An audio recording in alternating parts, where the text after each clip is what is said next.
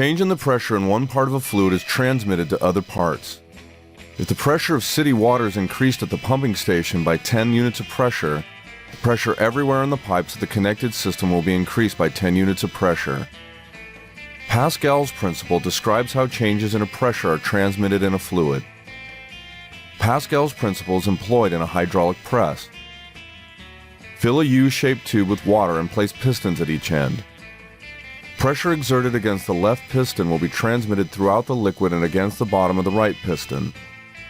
The pressure the left piston exerts against the water will be exactly equal to the pressure the water exerts against the right piston if the levels are the same.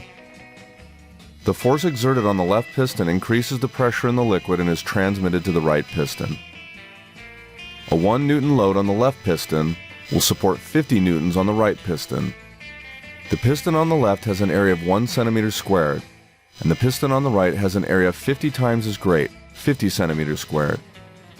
A 1 Newton load on the left piston causes an additional pressure of 1 Newton per square centimeter. The pressure is transmitted throughout the liquid and up against the larger piston. The additional pressure of 1 Newton centimeter squared is exerted against every square centimeter of the larger piston.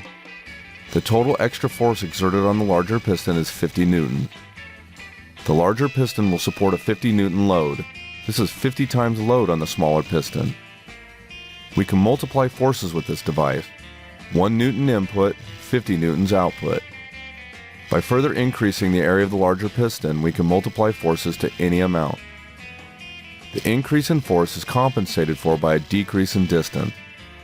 When the small piston is moved downward 10 centimeters, the large piston will be raised only 1/50th of this, or 0.2 centimeters.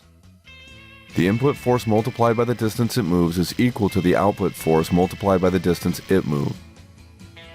Pascal's principle applies to all fluids, gases and liquids.